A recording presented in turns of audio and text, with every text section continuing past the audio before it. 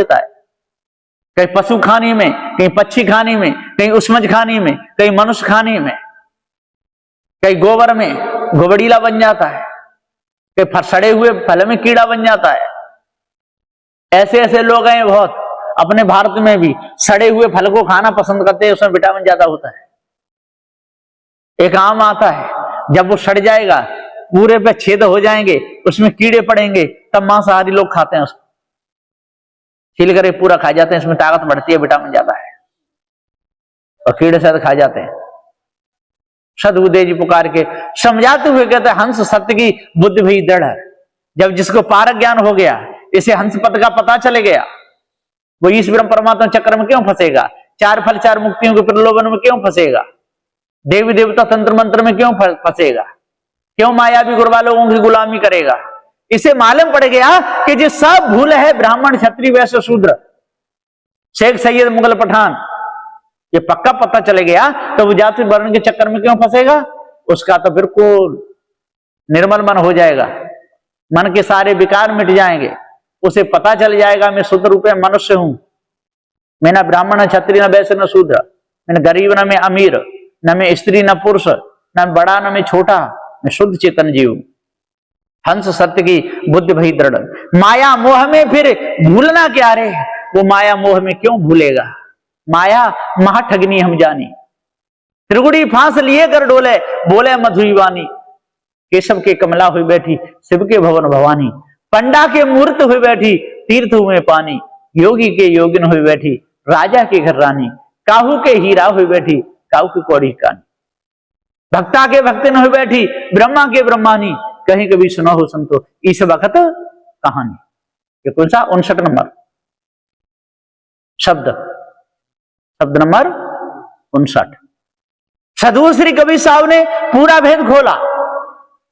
अब ऐसे वेद को सुनकर के, ऐसे ज्ञान को सुनकर के जिसके अंदर कमी रह जाए तो कितनी बड़ी कमजोरी है। किसी के अंदर नास्तिकता रह जाए, सनातन धर्म का इसको पता ही नहीं चले, पत्थरों को पूजना सनातन धर्म समझे, नदी नालों में डुबकी लगाया वे, भैया क्यों नहाते हो, कि हम सनातनी हैं, ऐसी तैसी सनातनी।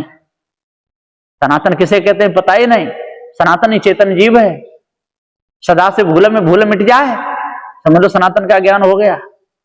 पत्थर पूजा छूटे, देवी देवता तंत्र मंत्र जादू टोना हवन होम, ये सारी बीमारी मिट जाए, वो कह सकता है कि मैं सनातनी हूं। पत्थरों को पूज रहा है और कह रहा है कि सनातन धर्म मेरा सनातन धर्म है? वो सनातन हो नहीं सकता। सनातनी सदगुरु श्री कबीर साहब जी थे, पारखी थे। तो सदगुरुदेव जी हम पुकार कहते हैं कि हंस सत्य की बुद्धि भई दृढ़, नदी नालों को पूजता है और कहता है हमारा सनातन धर्म है। नर्मदा की चक्कर लगा के आ रहे थे लोग, बहुत थे।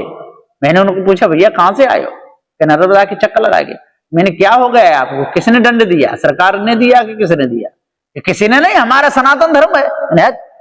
नदी नाले पूजना चक्कर लगाना जो सनातन धर्म होता है। सनातन धर्म में अपने माता पिता की सेवा करो, कोई भूखा द्वार पे आए भोजन करा दो, प्यासा आए पानी पिला दो, दीन गरीबों की सहायता करो, ये सनातन धर्म है।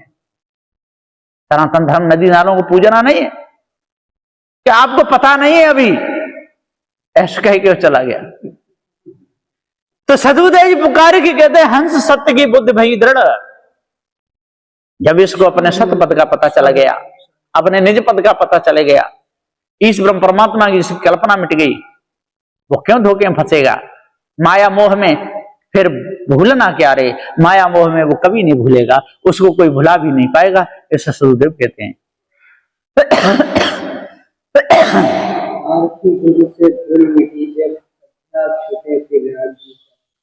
पारखी गुरु से भूल मिटी जब, अध्यास छुटे फिर रागी क्या रे। कड़ी नंबर 4। सदगुरुदेव जी यहां पर पुकार के समझाते हुए कहते हैं श्री काशी साहब जी कि पारखी गुरु से भूल मिटी जब पारखी गुरु के द्वारा भूल मिट गई, अध्यास इसके छूट गए, फिर राग उसके मन में आएगा ही नहीं, और आता है तो उसने गुरु भक्ति की ही नहीं। एक शराब पीता था, बहुत शराब पीता था, शराब पी करके नाले में गिर जाता था, कुत्ते उसका मुंह भी धो देते थे पेशाब करके, चाट भी लेते थे मुख को, बहुत सम्मान करते थे। एक बार उसे एक महात्मा जी मिल गए, महात्मा जी से बोला, गुरुजी क्या मैं बहुत परेशान हूं, क्या कारण है? कि शराब की आदत नहीं छूटती है। अच्छा छूट जाएगी, कैसे छूटेगी? गुरुजी ने ज्ञान बताया, एक मंत्र बता दिया, एक भजन याद करा दिया, आज से शराब नहीं पीना, शराब बहुत बुरी होती है, इसको पीना नहीं, शराब बहुत बुरी होती है, इसको पीना, ये इतना ध्यान रखना और भजन सुनाना कि ठीक है।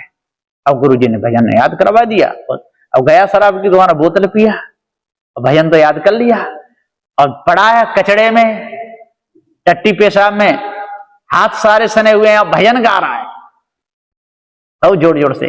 लोग कहते अरे भैया जब भजन कौन गाए? देख तो बहुत अच्छे, गुरु भक्ति मुक्त ठिकाना है, बहुत अच्छे है, गुरु भक्ति की महिमा अपार, निगुरा किया जाने, जोर जोर से भजन गा रहा है।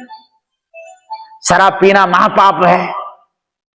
किसी ने कहा अरे भैया यहाँ क्या तू इतने अच्छे भजन गा रहा है और तेरे हाथ तो पूरे टट्टी में सिरे हुए हैं। क्या ऐसा नहीं, मैं दिल वाला हूं, दिल वाला, सारी छाती सिर की टट्टी में। कह रहे भैया तेरी छाती टट्टी में सिर गई, क्या कहता है? ऐसा वैसा नहीं समझला, मोछ वाला हूं, मोछ, मोछ भी टट्टी में लसर गई पूरी। एक कुत्ता आए पेशाब करने लगे, जब नशा उतर गया तब भी वही भजन गा रहा है, गुरु भक्ति मुक्त ठिकाना है, और शराब की बोतल लेके जा रहा है तब भी गा रहा है, और टट्टी में गिर गया तो नशा में तो और ज्यादा गा रहा है। तो ये नहीं समझ लेना कोई भजन याद कर लिया तो हमारी आदत मिट जाएगी, या गुरु जी के पास चले गए तो मिट जाएगी, वो छोड़नी पड़ेगी आदत। शराब पीना छोड़ना पड़ेगा, मांस खाना छोड़ना पड़ेगा, ये सब गंदी आदत मिटानी पड़ेगी, तब मन शुद्ध होगा, नहीं तो होने वाला नहीं है। पार की गुर से भूल मिटी, जब पार की गुर से भूल मिट गई तो पुरुषार्थ में वो लगेगा। कनिक अग्नि पर तपता है, जैसो जैसो तपे रूप दिन दूना खिलता है। कन कहते हैं सोने को, सोने को अग्नि में तपाया जाता है, और जैसा जैसा तपता है तैसा चमकता है। यदि लोहे को अग्नि उड़ा दिया जाए तो काला पड़ जाता है। ये पहचान है, जांच करते हैं ना, कोई चमकनी चीज मिल जाए तो अग्नि से उसकी जांच होती है कि असली है कि नकली।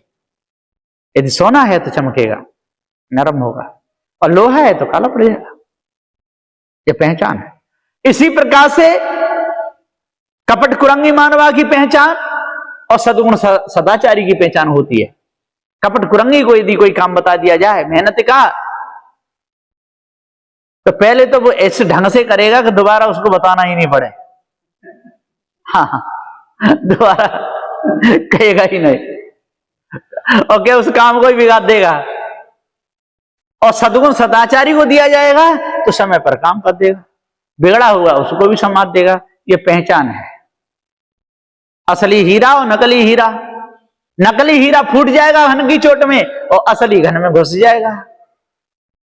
ये पहचान है। तो पार के गुरु से भूल मिटी, जब अध्यास छुटे फिर रागी क्या रे। जिसको पूरी जानकारी हो गई, पूरा ज्ञान हो गया, फिर किसी को पूछेगा? जैसे सोने का ज्ञान हो गया, चांदी का ज्ञान हो गया, इसे जो अष्ट धातु होते हैं उनका ज्ञान हो गया, फिर किसी को पूछने जाएगा? जिसको सोने का ज्ञान हो गया, रूपा का ज्ञान हो गया, लोहा का ज्ञान हो गया, तांबे का ज्ञान हो गया, किसी को पूछेगा? पीतल का ज्ञान हो गया, वो किसी को पूछेगा? कांसे का ज्ञान हो गया, जस्ते का ज्ञान हो गया, सीसा का ज्ञान हो गया, अष्ट धातु है। फिर वो किसी को पूछने जाएगा? किसी को पूछने की जरूरत नहीं। मधुर खट्टा खारा तीखा कड़ुआ कसा है, रसों का जिसको ज्ञान हो गया फिर खाएगा अपने मुंह के, भैया आम खट्टा है क्या, ऐसे पूछेगा किसी को? है जलेबी खा रहा है, जलेबी मीठी है क्या? अरे खा रहा है, तू जान रहा है फिर भी वो पूछेगा ना, और पूछेगा तो समझ लो मतगंड है, उसका दिमाग सिरगा हुआ है। सदगुरुदेव जी कहते हैं पार की गुरु से भूल मिटी जब, अध्यास छूटे फिर रागी क्या रहे। फिर वो रागी नहीं रहेगा। जो दुनिया का खटराग सुने वो खटरागी हो जाते हैं, जो संतों का बैराग सुने वो बैरागी हो जाते हैं। उनको अष्ट सद्गुणों का मालूम पड़ जाता है। सत्य किसे कहते हैं, शील किसे कहते हैं, विचार किसे कहते हैं, दया किसे कहते हैं, धैर्य किसे कहते हैं, विवेक वैराग गुरुभक्ति किसे कहते हैं, उसको पूरा पता चल जाता है। चोरी हिंसा विचार की तरफ उसका लक्ष्य ही नहीं जाएगा, ईर्ष्या क्रोध मान छल की तरफ उसका लक्ष्य नहीं जाएगा, गाली निंदा झूठ की तरफ उसका लक्ष्य नहीं जाएगा। सही बात कहेगा, निर्णय की बात कहेगा, न्याय की कहेगा, पक्षपात को छोड़ करके रहेगा, उसके अंदर जड़ाध्यास नहीं बनेगा। पार की गुरु से भूल मिटी जब, अध्यास छुटे फिर रागी क्या रहे। उसके अंदर राग रहेगा ही नहीं। उसके अंदर यदि राग है तो बैराग की कमी है, और बैराग है तो राग उसके अंदर रहेगा ही नहीं। राग है तो बैराग नहीं है, और बैराग है तो राग उसके अंदर है ही नहीं। दोनों का विरोध है।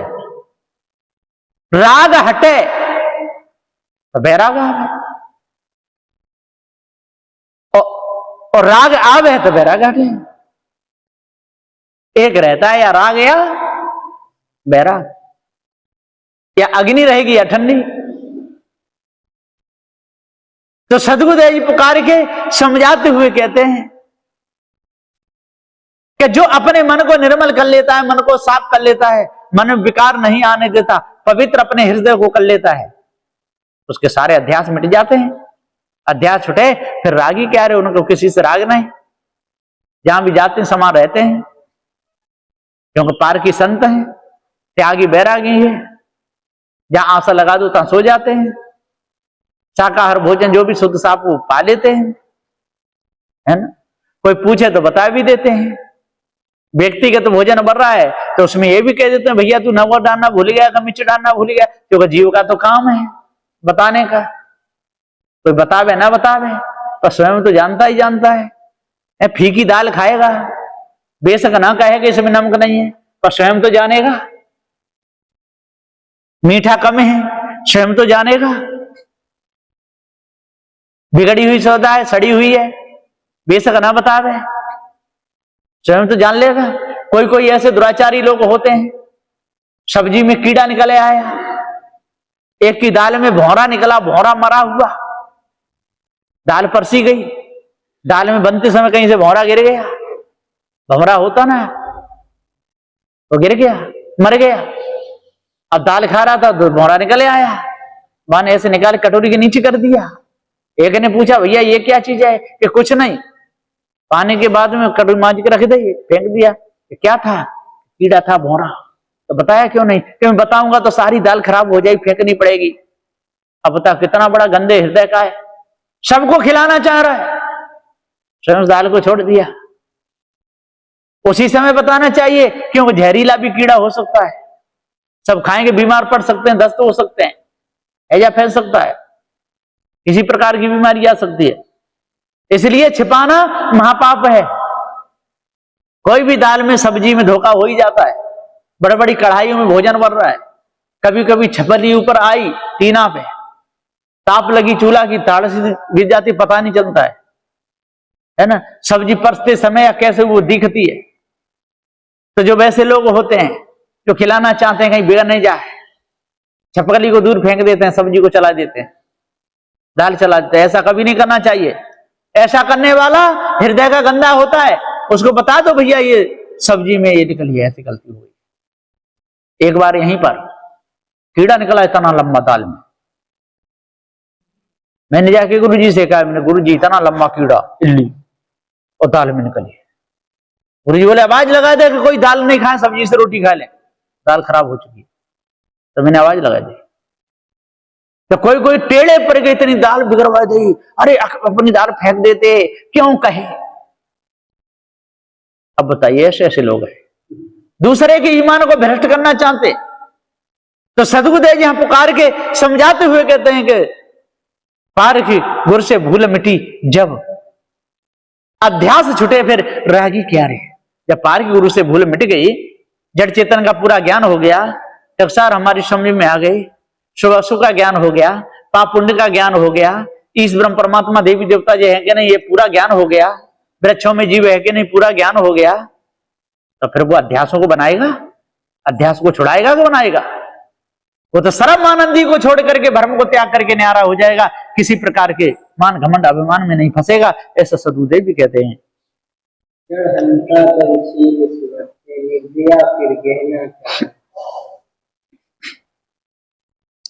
जड़ हंता तजशील सुबरते, निर्दया फिर गहना क्या रे।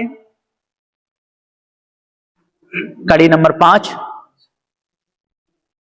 सदगुरु श्री काशी साहब जी कहते हैं कि जड़ हंता तजशील सुबरते, जिसके द्वारा हानि होती है उसको तज दे। जड़ की पूजा से हानि होती है, हंता होती है। विवेक विचार लोप हो जाता है, बुद्धि कुंठित हो जाती है, विचार गंदे हो जाते हैं, शील का प्रकाश भद्दा हो जाता है, मन में विषय वासना आ जाती है।